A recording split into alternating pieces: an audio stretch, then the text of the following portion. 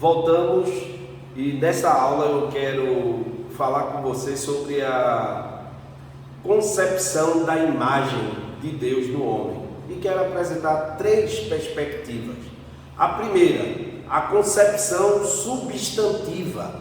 Ela ensina que a imagem de Deus no homem é identificada como uma característica ou qualidade definida, presente no próprio homem, podendo essa característica ser física, psicológica ou espiritual.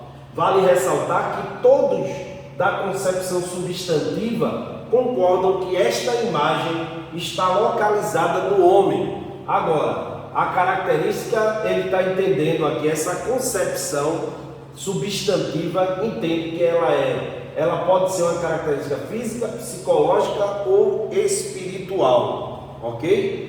Uma dificuldade dessa teoria é afirmar que a imagem são características presentes no homem. Dessa forma, seria o mesmo que dizer que certas pessoas possuem mais a imagem de Deus do que outras, certo? Então, essa é uma dificuldade dessa teoria. Se a imagem são características e certas pessoas possuem uma mais que as outras, poderíamos afirmar que elas possuem mais a semelhança de Deus do que outras pessoas?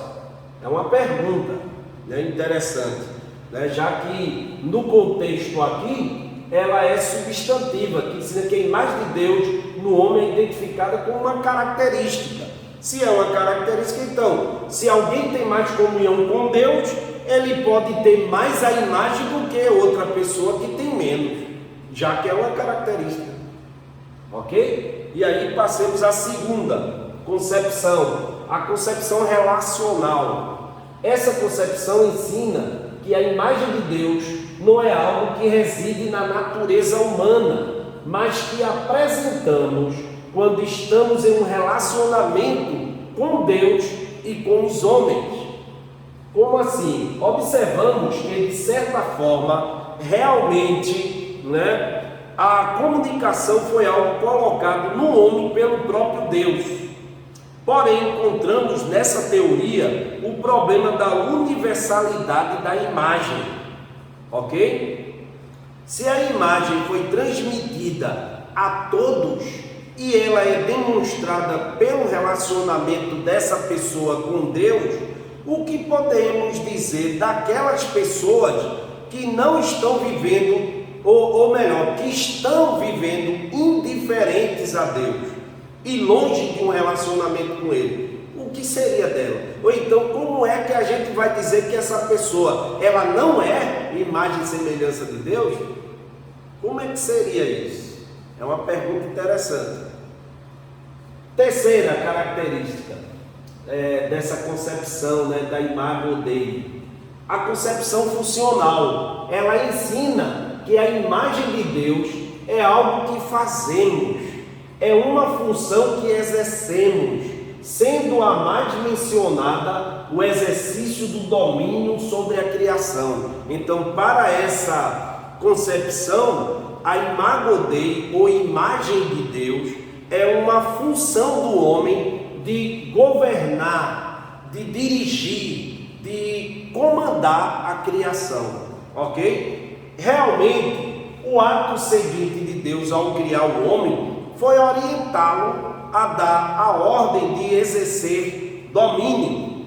Realmente, isso é verdade. Mas existem ainda aqueles que tentam explicar a imagem de Deus no homem pelo estudo e diferenciação das palavras imagem e semelhança. Os pais latinos e gregos da igreja faziam distinção entre imagem e semelhança. Irineu, por exemplo, afirmou que a imagem referia-se à liberdade, à razão e à semelhança humana, ao dom da comunicação sobrenatural com Deus. Olha só, com Deus, perdida por causa da queda. Porém, essas distinções não podem ser apoiadas com base nessas palavras, pois as mesmas são intercambiáveis. Isso afirmou ele, que imagem e semelhança se referem à mesma coisa, elas são intercambiáveis. E aí a gente tem uma definição do teólogo, o grande teólogo Millard J. Erickson, que ele diz o seguinte: a imagem de Deus no homem é o conjunto de qualidades de Deus refletidas nos homens, tornando possível o cumprimento de seu destino, permitindo relacionamentos, exercícios de domínio, desenvolvimento de emoções e livre arbítrio.